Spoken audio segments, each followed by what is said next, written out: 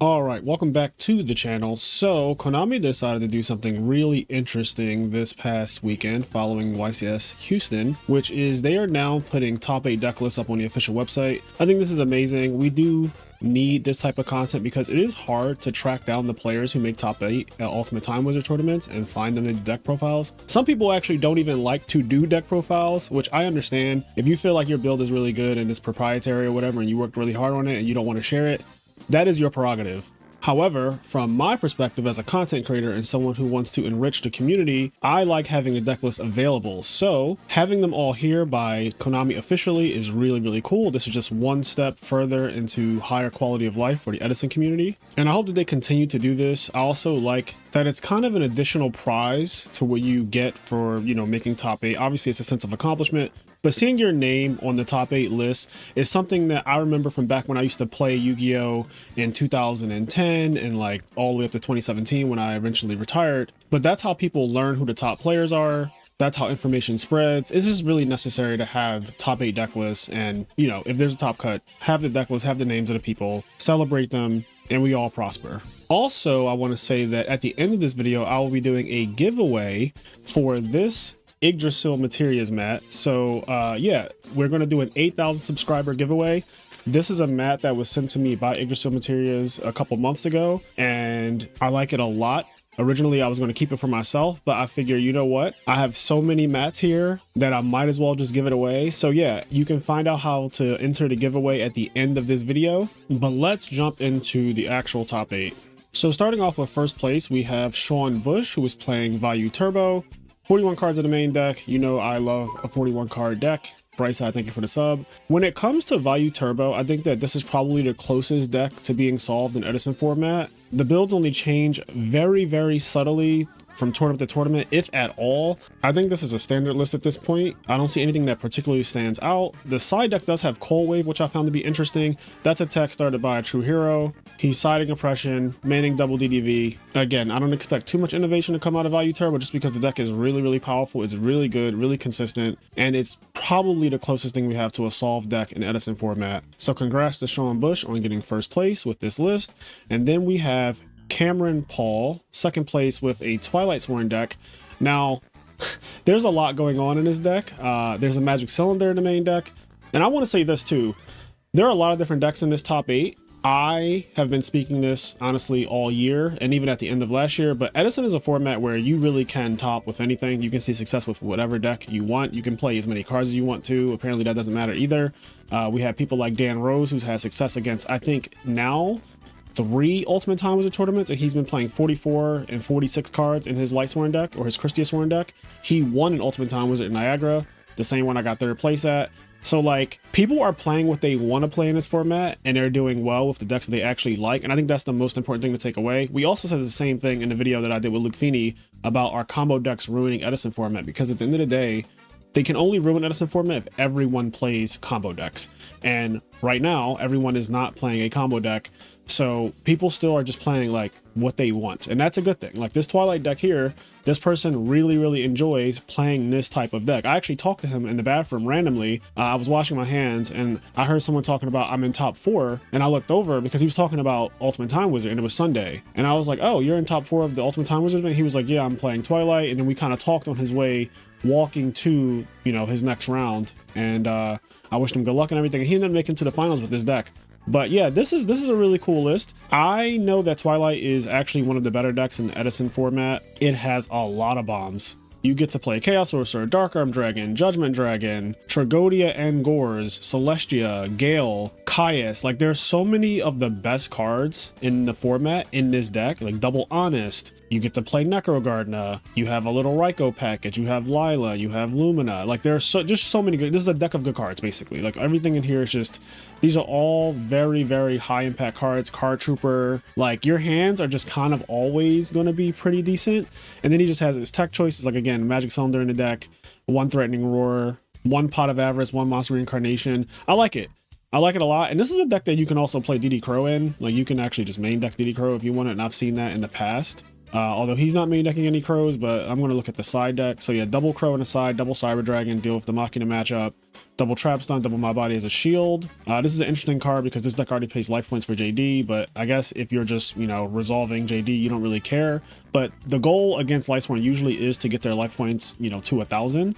So I can see this being like, if your opponent rushes you down with Vayu or Black Wings, this card could be a little scary, but I guess you might not even make it to that point in the game if you get Icarus attacked or whatever, or bottomless on all your summons. So to just get yourself out of the early game, this card does make sense. A lot of Lightning Vortexes these days in the side deck. This card is picked up on popularity. Giant Trunade, Cold Wave, 2 Blackwing Sirocco the Dawns, which is, again, because this deck is Twilight and it plays Dark Monsters and it plays Dark Arm and Chaos Sorcerer and stuff like that, it makes sense that this deck could also just side Sirocco. So yeah, not surprised there.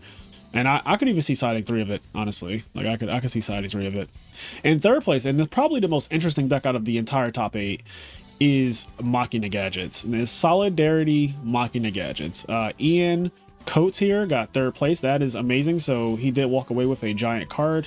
And speaking of giant cards, so right now we're kind of in an interesting spot because we have the Ultimate Time Wizard tournament that takes place Saturday, and then they cut the top 8, and then the top 8 plays out on Sunday, and then on Sunday they started doing Attack of the Giant Card, which is literally the same thing except is single elimination, which is like not the best competitively. Like I would never consider a single elimination tournament to be like the peak of competition, but the prize for it is basically the same thing as the Ultimate Time Wizard, which is very interesting. However, I've noticed that for the last 4 of these, so Anaheim, Orlando, Vegas, and now Houston, so literally all of them, the prize for the Attack of the Giant card on Sunday is better than the main Ultimate Time Wizard event's prize. And I find it to be very interesting, but I know the reason why, because a lot of people are up in arms about this and wondering why Konami's doing that. And I actually think I know why they're doing it. So the people who are going to play in the Ultimate Time Wizard are going to play in that tournament regardless of what the prize card is. Half the time, we don't even know what it is when we go. Like I've showed up to these events and we don't know before we go, except for I think like a few events. We knew for Nationals last year it was Substitute, and we knew for Vegas last year that it was going to be the 3 Monarchs. But outside of that, for the most part, they don't really tell you what the prize is going to be. Still, people show up. 300 people showed up to Anaheim, and I don't think we knew that it was going to be, I think, Black Rose Dragon again for like the 7th time.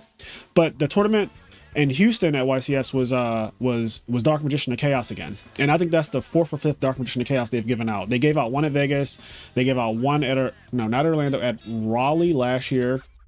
And they've been giving out a couple more just because people don't notice, but when Konami does events like Comic-Con or New York Comic-Con or San Diego Comic-Con or whatever, they also give out giant cards there as well. And most duelists don't really go to those type of things, at least the competitive duelists, but they give out the same exact prizes for Ultimate Time Wizard at like random expos and things like that. So they've given out several JDs, several Black Rose Dragons, several Dark Magician of Chaoses. Like those cards have been reprinted a lot for giant cards, but the Ultimate Time Wizard community, they're going to play in the main Ultimate Time Wizard event anyway. The Attack of the Giant card on Sunday, though, if they make it a special card, like it's been Jaizaris and Stratos and Reborn Tengu and Cyberstein, if they keep doing that, then that incentivizes the people who scrubbed out on Saturday to play in the event on Sunday. Whereas if you switched it, so then you make Jaizaris, the YCS Houston Ultimate Time Wizard card for first place, second, and third, and you have Dark Magician of Chaos be the Sunday prize card, there are some people who literally might be like, that card, everyone already has one of those, or like there's so many copies of it, I don't really want to play for that, and they actually might not enter just because of that. Like there's a good chance that people are like, I don't really care about that one because there's like 7 of them, right? Like if they give out another Black Rose Dragon, God forbid, honestly, people are just going to sit that one out because Black Rose Dragon has been reprinted into the ground. And for the same exact price, it's $25 into both events. One of them single elimination, so it's a bit more like Saki because you cannot lose at all. So I feel like a lot of people are just like, I wouldn't even play for one that, especially if you want to like sell it. If you don't want to keep the card, then having the 7th copy of something is not ideal, right?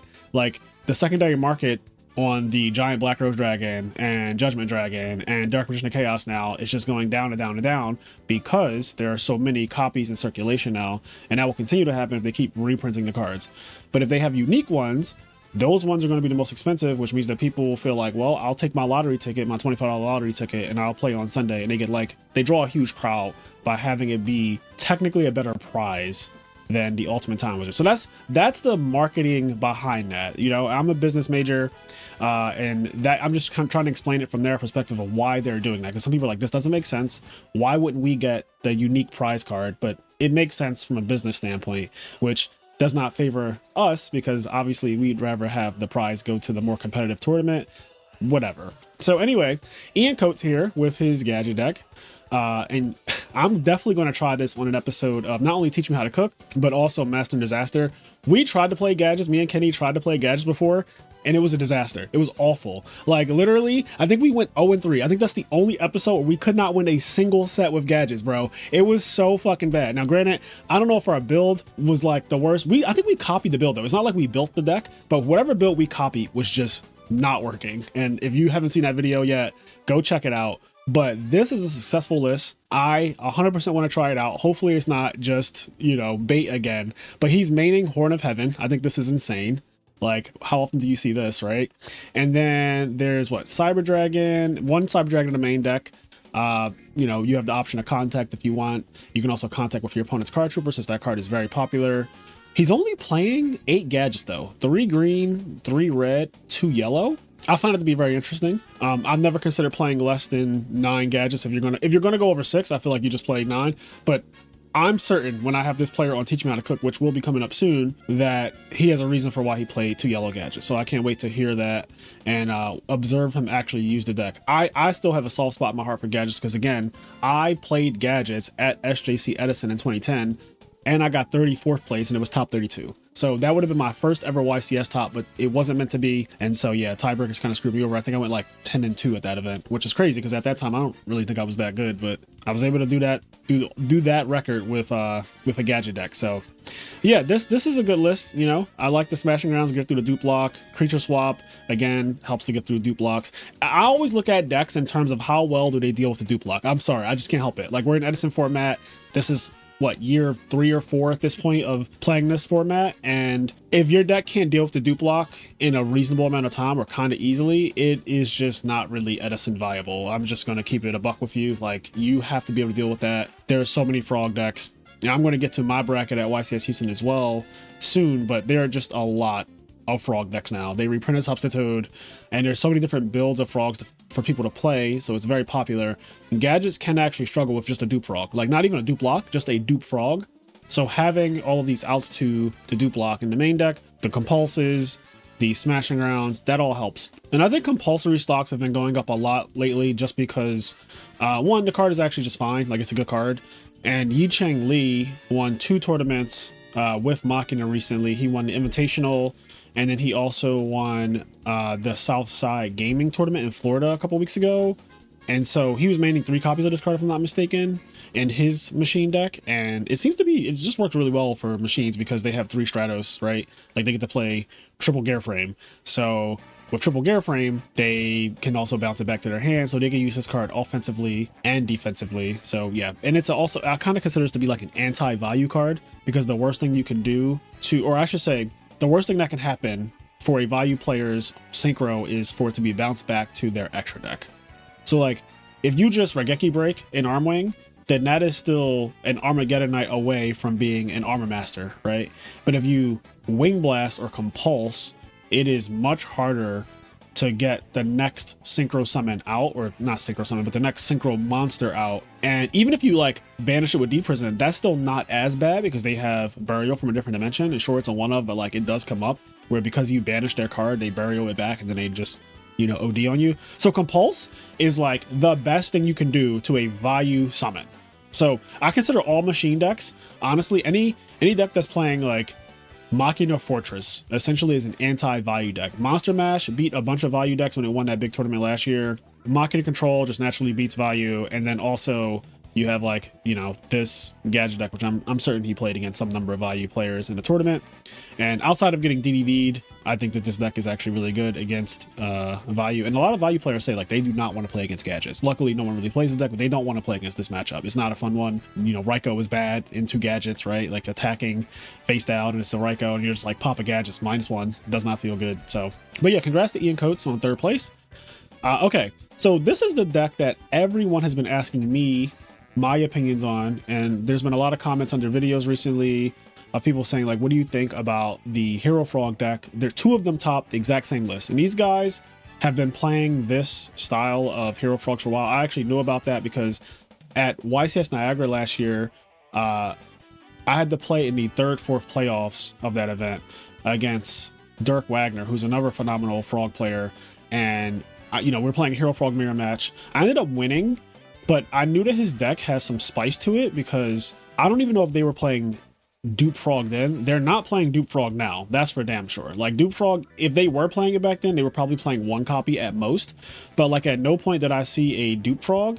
And now they've just completely cut the card from the main deck.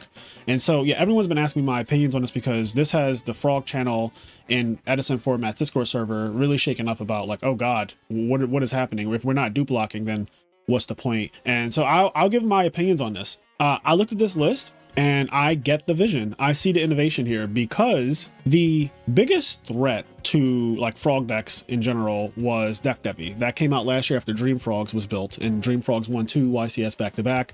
And so obviously Deck Devi became extremely popular, and most Vayu lists are now maining double Deck Devi. Well, Dupe Frog, while it's an amazing card, that part is not up for debate. Like Dupe Frog is amazing, the Dupe block is amazing, the sub block is amazing, all of that's amazing. It's what makes frogs frogs. But everyone knows that frogs do that trick. So everyone's deck is built to handle the Dupe block. And with that, it's not as effective as it used to be. And it's a card that gets DDV'd when it's in your hand. You get no value if it's in your hand. Usually you don't get value even if it's on the field because they make it miss timing half the time. But taking out Dupe Frog from the main deck and then replacing it with things like a Death Frog, which is just a beater, it means that Substitute is now an aggressive option. So when you go Substitute, Tribute Treeborn, and they have a Greffer on the field, you can get Death Frog and you can attack the Greffer, and then main phase 2, you can just like go into double swap Frog in this deck anyway, and like bounce those to your hand and just have card advantage, and you kill the Greffer. And I think that's really important.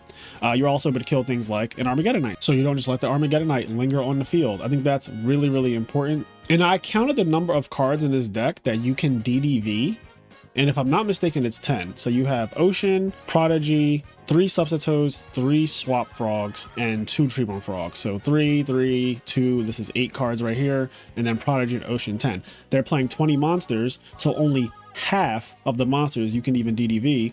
And if they do a Substitute combo, they lose literally basically all of them, right? Like most of the cards that are DDVable just go to the graveyard after, or like, they can bounce the Swap Frogs to their hand or whatnot, but you get the idea. There isn't much to hit after they thin the deck out with Substitute, and even before they thin the deck out with Substitute, just summoning Swap Frog, sending Treeborn Frog to the graveyard, the deck is like really scary because they're playing more Monarchs too. They play 3 Kai's and 2 Ryza. So it has a lot of bombs for the Treeborn Frog, Malicious Edge as well. Like I love this card. I love that they're playing the 5 heroes, right? Like this is what I'm known for. This package is insane. I do not like the Malicious package. I don't want to draw double Malicious ever. And not even that, I just don't think you need it. Like I understand Stratos 1-for-1 when you play Malicious is broken as hell, but like, I don't know. I'm just not a fan of Malicious. I have tried it. It's not for me. It just makes some really awkward hands, and it kind of forces you to have to use the Malicious like as soon as possible. I always feel like, because the longer you keep it in the deck, the more chances you have of drawing it, which is really bad. So I have so many gripes with Malicious. I'm not even going to go over all of that right here. I might talk about that at a later time, but I like the fact that only 10 cards in this main deck you can DDV, which means that it's a 40 card deck. So that means 25% of the deck can get hit by DDV. That is actually extremely low, right? Only 25% of the deck can be hit by DDV. And if they do a Substitute combo, it's way less. So this deck makes DDV blank a lot, which will just win the matchup for you. Also, Hero Frogs naturally just beats Vayu Turbo. It is one of the matchups that they do not want to play. This is probably their worst matchup outside of like Machina. I think Machina is also up there, but Hero Frogs is probably just a worse matchup, honestly, because Hero Frogs is a more powerful deck than Machina. So like, this matchup is just not fun for Vayu. Like you ask a Vayu player, they don't want to play against Hero Frogs for multiple rounds. This is like a tournament ending deck. And the other things I like, they play double E Emergency Call. So now you have like 2 copies of Emergency Call, 1 copy of Rhoda, and Stratos. That means they're playing 4 copies of Stratos, kind of like Hero Beat. So they're always seeing Stratos, which means that Miracle Fusion is rarely ever dead. And they're playing Upstart Goblin to make the deck 37 cards. So the deck is a super small Hero Frog deck. It plays more heroes than a normal Hero Frog deck because it's adding an extra copy of Emergency Call, which again, Emergency Call is an anti-DDV card too. I've been trap dust shooted, I've been DDV'd, and when I'm playing Hero Frogs and like I reveal my hand and it has Rhoda or E-Call in it, my opponent is usually annoyed because now I'm just getting Stratos, which is going to go +1, and you just lost 2 of your cards. You lost the DDV and the monster you attributed for it. Very, very great interaction. It's a game-winning interaction to just have searchers in your hand when you get DDV'd or dust shoot it. Especially when you're getting a card like Stratos, Stratos is hard to deal with. And then they play more defensive cards too. They're playing D-Prisons and Raigeki Break. So it's hard to actually beat over Stratos. Like normally people see a Stratos and they can go, okay, sure, it's annoying, but I could just go summon Sirocco and attack it. But if I just have a D-Prison set, you're annoyed because of just like attack D-Prison. And now the Stratos lives. And if I searched out Alias or Ocean, I might get a little froggy. I might summon next turn. I might summon the Alias. I might summon the Ocean. And now you're getting beat down like a Hero Beat deck where you're taking 18 and 19 all of a sudden. You're taking almost half your life. Yeah, so this deck, I really like it. I like that these guys, RJ here and Dirk Wagner, and I know they have a third guy in their group too. I'm not sure of his name, but I know that all of them are really good players. The other guy actually won the Attack of the Giant card in Vegas, probably with this list. So yeah, they're on top of their game. Whenever you can get 2 of the same deck, like the exact same list in Top Cut, that's how you know the deck is working, the deck is good. So yeah, that's pretty much all I want to say about this. I think they're playing the exact same list. I don't think there's any changes really. Let's see, Dirk Wagner's is right here, also 20 monsters. Let's see, we got, is it 12 spells? Yeah, 12 spells and 8 traps. 12 spells, 8 traps. We got the 3 upstarts. Yeah, I think these are the same lists. Like I think this is the same list. I even want to say, is the side deck exactly the same? Okay, so let's look at the side deck too. So the side deck, because I think that's interesting as well. In the side deck, they're siding 1 dupe frog, 1 flip-flop frog. So that is interesting, and I get it, because flip-flop frog is really good against all of the plant decks. So you have like Amaryllis, you have the Gigavice deck and stuff like that. They spam Titanio, and if you can just set up a dupe frog interaction, like sub, dupe, flip-flop, because this deck can't dupe block you because they don't side 2 dupe frogs, they side 1. So at best, they can go sub, dupe, flip-flop, which is still very powerful, right? But if they have that scenario set up, then you can only attack dupe frog can't die in battle, and then they can just bounce all your shit. So no matter how hard you combo off, you could actually just still lose the flip-flop frog, which I think is interesting. Also, they play Fossil Dyna, so when they set a monster, you might just get blown out by Fossil Dyna. That's kind of scary. And triple Vanity Fiend. So there's a lot of format defining cards in their side deck right now, like the Fossil Dynas, the Needle Ceilings, the Vanity Fiends. I think all of this makes a lot of sense because these cards are all good against Forgs and Gigavice. Like Fossil Dyna, Vanity Fiend, Needle Ceiling are amazing cards against that deck. And then their main deck, I would say, is already good against birds. Like this is a very good main deck against birds. It's also good against GBs. If you think about it, playing multiple copies of Stratos and Alias and stuff like that means that you naturally have a good GB matchup, and you have a bunch of traps that GBs aren't used to having to deal with when they play against frogs. Like D-Prison is really good against GBs, obviously. Raigeki Break's amazing against Test Tiger. If they Test Tiger and they tribute for cost, target the GB, you chain Raigeki Break, you pop it. Now they lost 2 cards, you lost 2 cards, but the thing is you still have your Monarch or Stratos or Zero on the field and they have nothing. Very good interaction there. Needle Ceiling, even if your Gigavice opponent combos off turn 1, unless they made a Stardust, which a lot of times they end on Titanial, but unless they made a Stardust specifically, they can get Needle Ceiling very easily by frogs. So, I get it. I see the vision here. 2 bottomless for Blackwings. I imagine Blackwings and Lightsworn decks, they just side this card against. It's amazing against both of those decks. I hate this card. You guys know that, but I understand because this is definitely a more defensive side deck plan, and the main deck is very aggressive, I would say, just because it's not playing any dupes, so it's not doing like a defensive thing. It's just going straight up offense with your substitute combo. Like you're just going Death Frog, Swap Frog, attack, bounce is what I imagine happens a lot. So yeah, this side deck has a lot of defensive cards. The 3rd D-Prison, 2 bottomless, a dupe frog, a flip-flop frog, Needle Ceilings, Solemn, Vanity Fiend, Fossil Dyna. Solemn also, I haven't commented about this yet, but this makes a lot of sense to me because in the mirror match, like resolving a Vanity Fiend and outing a Vanity Fiend is often the most important thing. Solemn Judgment helps you to do both. Like technically, Solemn Judgment can make it where you can land your Vanity Fiend safely, and it can also prevent them from outing your Vanity Fiend which a lot of games just come down to that. So I can see Solemn being good in the side deck for Frogs. And this is also something that I learned from Patrick Hoban back in 2015 when he had me siding Solemn in my Necros deck, because he was like, if you genlock your opponent, it was Solemn Scalding, but same idea. It was like, if you genlock your opponent and you have Solemn Scalding set, what the fuck are they going to do? And this is the same kind of concept. You summon Vanity's Fiend, you set Solemn Judgment, and just GG. Obviously, Solemn Judgment is terrible against birds, so they don't want to go as far as main decking it. Also, like, main decking it in the Frog deck, not exactly ideal. But in matchups where it comes down to literally, can you out a Vanity's Fiend? Having Solemn with that is just game ending. So yeah, the card's really, really strong. And there's other reasons to side Solemn, but that's one of the main things. Like, I would also side Solemn Judgment against Dragon Turbo. You're gonna die anyway, so you might as well Solemn Judgment their trade in and make them go -1 and potentially brick their entire hand. So stuff like that. There's a lot of matchups where Solemn is really good to just side deck against. Lights Horn, same thing. I would Solemn a Solar Recharge in a heartbeat, right? Like, I'm not even letting you get started. So you deal with your 4-card hand, and hopefully your 4-card hand can carry you there. But if not, you're gonna get fucking run over by my 4 Stratos deck and 37 card triple Miracle Fusion, triple Kai's, double Riser deck. So, you know, I like this list a lot, as you guys can tell. Like, I'm very pleased with the fact that they cooked this list, and I know that they've been keeping this list secret for a long time. It's finally out. Luckily, I think all of them have topped with it now. Dirk definitely has topped with it. He was undefeated in Swiss. He was undefeated in Swiss at Niagara as well. So he's going undefeated twice with the deck. Dirk got, I guess this would be like 5th place. But yeah, he's tied for 5th place here. But yeah, these guys, they cooked. Like, whoever, I'm not sure of who, you know, the Giga Brain is behind exactly building it. Maybe it's a collaborative effort. Maybe they have a deck builder that just, you know, maybe Dirk is the deck builder or whatever. And I'm not sure how this deck came to be. But now that the cat's out the bag, like, I would love to talk to them or Dirk or whatever and see if he would be interested in just like having a conversation about it. We'll see what the future holds, but congrats on their success, both of them topping with this list. I think that's just really, really cool. Changing the Hero Frog meta, making people question things, question Dupe Frog.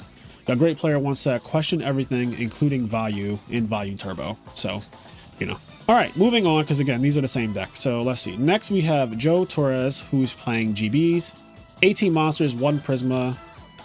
Yeah, this looks very like standard. I don't think in terms of the monsters here, I don't think there's anything crazy going on. Like, he plays Hippo, double Aquari, 1 Marmillo, double Rediari, which I think this is necessary. Double Samnite is not a thing you always see. It does make Cat a little bit better, but it also kind of makes your deck a little bit more like bricky per se.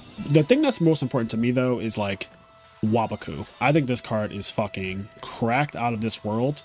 I love this card so much. I personally like playing 3 of this card if I was playing GBs, but just because it has so much resilience against Heavy Storm, it's a phenomenal card. But yeah, in terms of spells, 3 Book of Moons, this is normal, especially when you're playing Secutor, because you can Book of Moon a monster like Stardust Dragon, you can Secutor it, and then you can summon Marmillo, Chainlink 1, and another guy, Chainlink 2, like Darius or Equest, or anything that activates, because Marmillo, because it's mandatory, it'll be Chainlink 1, and then you could have something else be Chainlink 2, and Stardust cannot negate it.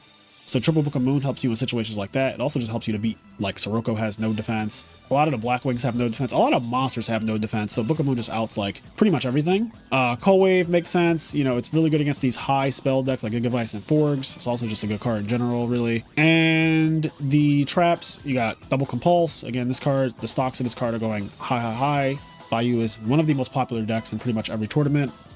Triple D Prison, Double Chariot. I really want to see, let's see the side deck. So side deck, they're doing 1 Ancient Forest, 1 Gale the Whirlwind, 1 Bottomless. Okay, they're siding Gale. They're siding Mind Control. I'm trying to see, siding Gale, but not siding like Sirocco or anything, or not siding. Okay, here we go. Brain Control's in the side deck as well. I wonder if this player was siding Brain Control and maybe even Mind Control against Black Wings or something. Like, siding Gale is interesting in Black Wings, I feel like. I don't know. Maybe I'm reading too much into it, but I feel like if I'm siding Gale, my deck either already has synergy with, like, stealing Black Wings, aka Amaryllis. When I taught with Amaryllis, I remember Little Man Yugioh's build that I used was siding Gale, and the deck already main decks 4 copies of Mark of the Rose, and it sided Brain Control, so I had like 5 copies of Steal Your Monster, so Gale made a lot of sense. I think it won in replays. I literally stole Shura, attacked Bora, and summoned Gale and made Armor Master, and my opponent absolutely got destroyed from that interaction. Like, me stealing his Shura, attacking his Bora, getting a Gale, Synchro, and making Armor Master, which is really good in the Blackwing matchup, he just could not, he never came back from that. Like, that was too much. So Usually I get it from a deck that has natural synergy, but I don't think Blackwings have natural synergy with this card, and they don't really steal that much. But he is siding Brain Control, which I imagine is really for the mirror match, and he sides Mind Control again for the mirror match. But I'm just wondering if they side this card for Blackwings. So just kind of my thought there. Anyway, siding the second bottomless. I love this because the less of this card, the better. I think this card sucks, but like it's maining one, sure. It doesn't help when you're losing the game already or when their opponent already has the field. So it's better when you're going first, right? Which is the best time to have it before things start getting established. And yeah, this is better against certain decks. Again, Lightsworn, Blackwing, stuff like that. Bottomless is really good. The rest of the side deck, just, you know, a mix of good Edison side deck cards: Cyber Dragons, Dust Tornado, DD Crow, My Body's a Shield, one cross out, Smashing Down Torrential. Not much to see there. Okay, Marcus Hayden, shout out to my boy Marcus on getting top 8 as well. He's playing a Vayu deck. And again, this is like the standard Vayu deck at this point. So double DDV in the main deck. I don't think I see anything that's like stands out. Like all of these card choices and even this main deck, I'm pretty sure is what we've been seeing. It might even be the same exact list as first place. I'm not 100% sure. They might be siding different cards or something like that. But like for the most part, again, Vayu, very solved. There are no real tech choices or anything in this deck. Like the double DDV's there, the Chaos Sorcerer is there. Everyone is here. It's like Smash Ultimate. Everyone is here. But shout out to him for topping this event as well. He's been on a run because he got top 4 or 3rd place at Orlando and then got top 8 at Houston. So that's a really good beginning of the year for our boy Marcus. So congrats to him. And then we have Max Lewis, who is playing, what is this, D.Va Hero? Yeah, this is D.Va Hero. Okay, I heard about this, that D.Va Hero topped, which I'm always happy when D.Va Hero tops because that's one of like the founding Edison decks when Edison got revived or whatever in the 2020s. Like I feel like when D.Va Hero does well, you know, it's a sign that all is still well in the world. If D.Va Hero can still top, we're not too far gone from where we started. You know, I know we have all our crazy combo decks, we have all this crazy shit happening, but D.Va Hero still doing well is a great thing for the game. And I'm going to use this moment to be toxic and say, go back to D.Va Hero to a true hero, since he's still been, you know, really bitter about D.Va Hero's position in the meta. I think D.Va Hero is still very playable, and clearly people are having success with it this year still, and they had a lot of success with it last year. That is still perfectly fine to play. But here we are. So 19 monsters, maining Armageddonite, maining double Infernal Prodigy. Love that, especially when you're playing, you know, Caius and stuff like that. It also allows you to do Colossal Army Arm for people who don't know. You summon the Prodigy, you summon D.Va, you get another D.Va, and then you banish Malicious on the Malicious, and then you have the Prodigy and the D.Va become an Armory Arm, and then Malicious plus D.Va become Colossal Fighter, and you can very easily steal games that might not have been winnable just because of this Infernal Prodigy plus D.Va combo with Malicious Engrave. So yeah, this is a really cool little interaction there. The rest of the main deck, I would say, is pretty solid from what you expect from a D.Va Hero deck. The only thing that I noticed is like Card Trooper. I don't think they always play this card, but nothing wrong with Card Trooper, obviously. I think this card's actually amazing. It's one of my it's top 2 most hated monsters in the format for me. I hate this and Gale more than any other monsters in the entire format. I'm not even joking. But yeah, so then the spells, obviously Triple Miracle, Mind Control, love that card. Helps you to beat Vayu, helps you to beat any deck that's playing Hamster Echo Caius, MST, Heavy, all the things are here. You know, Allure, Brain Control, everything's here. Future Fusion, you got all your things. Traps, a lot of traps. And I also think that this is not normal in terms of every D.Va Hero deck. Like, they're all different when it comes to their trap lineup and their monster lineup. So this trap lineup is what I would consider high. I've seen D.Va Hero decks be successful with only like 7 or 8 traps. Playing 11 is definitely more than I'm used to seeing. Double Bottomless, Call, Double D Prison, Mirror Force, Wing Blast, Return, Solemn, Dust Shoot, and Torrential. So pretty much every good trap in the entire format is here, essentially. Like, I feel like they're playing almost everything. And then they're not citing any copies of Deck Devastation Virus, so this player chose to completely forgo that, even though I think that this is one of the best decks to play DDV, because just summoning D.Va by itself allows you to DDV to your opponent. Like, D.Va gets Skillman, Synchro for Catastor, set DDV go, and then you just have it right there, which is a 2-card combo. It's very strong, actually, so I'm a little surprised they didn't go for that, at least in the side deck or anywhere. But then they're siding like Anti-Spell Fragrance, which this makes sense. I actually got caught by this card over the weekend. It wasn't that good though. Like, I was playing Forgs, it wasn't really that good, but I get why people are siding it, because it can be really good.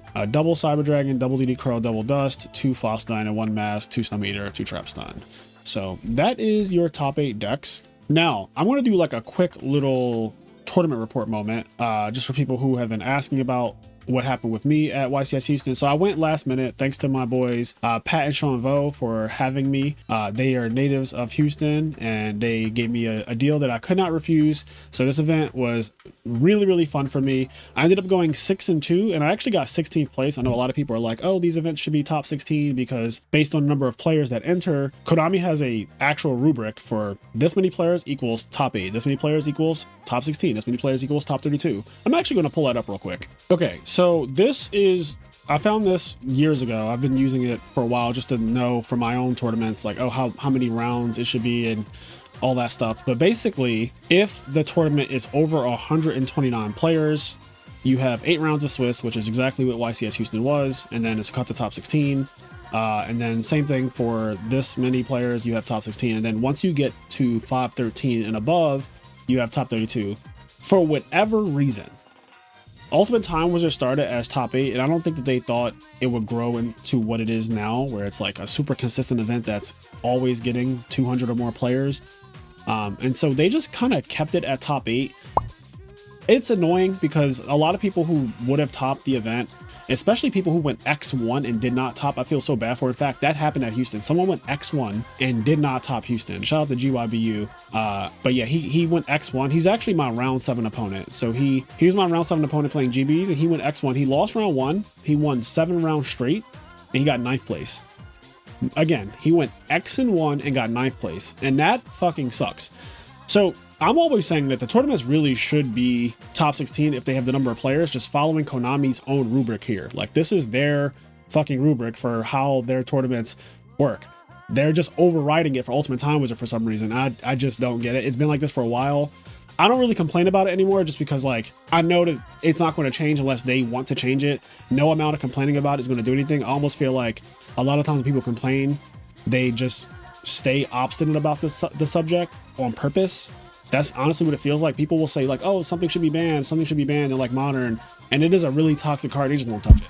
Like, they just actively won't touch it. I don't know if that's like a real thing, but I've been playing this game for so long that I do genuinely feel like the more you make a fuss about something, the more they just don't give a fuck, you know? So anywho, I have had the weirdest tournament experience at Houston though. I only played against 2 decks the entire tournament. This has never happened to me ever. I only played against Frogs and GBs and nothing else. Every single round, my opponent was either on my best matchup or my worst matchup. And if you look at this, I was 6-0 against all Frog decks, which I'm not really surprised about because I'm one of the better players with Frogs.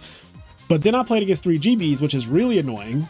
And in both of the losses, there was a crowd of people watching both of the times that I lost in this tournament. And I blatantly got sacked. And usually, like, I roll with the punches. Like, I take my losses like a man. It happens, right? You play this game, you're going to lose to people. You're going to lose to people better than you. You're going to lose to people worse than you. You're going to lose to people who are luckier than you. Whatever. It happens. You can't be like super tight about it. Only to the next tournament. But like, I remember against GYBU in round 7, it's game 3. My man has nothing but an anti-spell fragrance face up. And I have a Death Frog on the field, and he has 1 card in hand, right? He has 1 card in hand. And I had already been attacking with Death Frog. And so, like, I could tell that he's weak because, you know, if they're not doing anything, then that's when, you know, GBs are down bad. And so he draws and, like, he slams down Prisma Test Tiger. So he drew one of them. And then at the end of the game, I was like, which one did you draw? And he's like, oh, I drew Test Tiger. And everyone in the crowd who saw him draw the Test Tiger was like, oh my God, that was disgusting. And I was like, I'm used to this, right? Like, I've played so much Yu-Gi-Oh! That I'm not surprised when someone like draws the best card they could possibly draw or whatever. It happens. I've also done it to people. Like, I've drawn Pot of Avarice off the top of my deck, or I've drawn Miracle Fusion when I'm down bad, or I've drawn a Caius when I'm like down bad and I need a Caius or whatever. So, you know, you live by the sword, you die by the sword. But yeah, I only played against Frog decks and GB decks. And I've been playing a lot of Edison tournaments in the past 2 years. This has never happened. I've never had a tournament where every round is one of 2 decks like that. No matter how like streamlined this format has gotten, Edison is still very, very versatile in the decks that you end up playing against, or I should say diverse. And it made me, like, by round 6, after I played another Frog guy, I couldn't believe it. I started looking around the table and I was like, is everyone here playing frogs and GBs, or am I tripping? And as I'm looking around, I see gadgets. I actually saw the gadget guy playing next to me. I saw gadgets. I saw Machina control. I saw a fucking Gear Town deck. I saw a GK deck. I saw plant decks. I'm talking about like regular ass plant decks, bro. Like I saw everything. Lightsworn, Twilight. So I'm like, oh, so I'm just the only person here playing against the same two decks every round. Like every one of my opponents just played one of these two decks, like frogs or GBs. Very interesting, but I was 6-0 against all the frogs, and I was 1-2 against the GBs. So I lost round 3 and I lost round 7. And basically, if you lose twice, you can't top shit. You can't really lose once in top guaranteed anymore. So this was my run. I learned a lot. I played Forgs. I learned a lot about not only that deck, but just like the other decks as well, because interacting with them in a very different way made me realize some things. I still think that you can play whatever you want, and you can see success with whatever deck you want to play with, as long as you are technically sound with your deck. Like if you play your deck well, you have good bracket luck, which is always important, because again, if you play against your worst matchup, like very often, your tournament, it's really hard for your tournament to go well if you keep playing against your worst matchup. I remember in Anaheim, like Sizzle played against Amaryllis 2 rounds in a row, the first round and the second round, and he actually won round 1. And he was like, I got really lucky and I won round 1. But then he played against it again round 2 and then he lost. And it's like, you can't continue to play against your worst matchup and expect to do well unless you are just running so hot that day. And that's not realistic, because the player base has gotten a lot better. And despite how much better you can be than your opponent, they're just playing a matchup that is really, really hard for your deck to beat. You're not going to have a good time. So this was my experience. I asked everyone if they had the same experience, and everyone was like, no. I played against Birds. I played against Machina. I played against a myriad of decks. Like I played against a bunch of different decks. So I had a very unique experience for not only myself, but just for compared to like everyone else's tournament, where they did not play against 6 frogs and 3 GBs. That was not anyone else's experience. So that was that. But yeah, congrats to the players who got top 8 at YCS Houston. Congrats also to Chai T for winning the Attack of the Giant card on Sunday. And let's move on to the giveaway. Okay, so if you want to win this Yggdrasil Materials playmat, which let me pull this thing out. Hold on, chat. Here we go. Let's look at this, because I've never actually opened this, but I think this mat is beautiful. I think Yggdrasil Materials makes the best mats in Yu-Gi-Oh! Like I don't really know who else is even in competition with them, to be honest. Like their mats are just insane. But see if you can see this. So yeah, here's the mat. It is brand new. Like it's never been played on. It's completely new. It is very soft material. You know how they're coming. Like their stuff does not need me to advertise for it. This is a great product.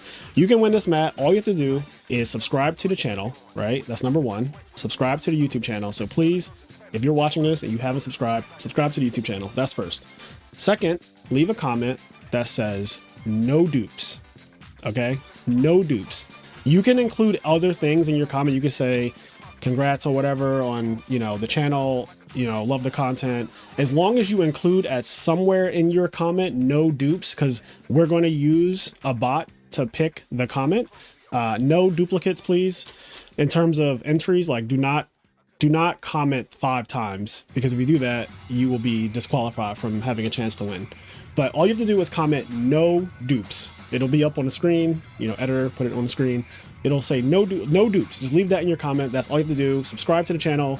Leave a comment that says no dupes. We will pull a winner when we get to 8,000 subscribers. This is the 8,000 subscriber giveaway. So currently we're at like 7,600, I want to say, around that, 7,600. So you guys, please share word of mouth. People, if they want to win this beautiful Yggdrasil Materials mat, no dupes in the comment section. We'll use this video as the entry for the giveaway. And I hope you guys enjoyed this video. This is a bit of a long one, but people have been asking my opinion on so many things when it comes to the stuff that came out of YCS Houston. And I felt like, you know what? Why not just make a video out of it? And with that being said, we will catch you in the next one, guys. Peace.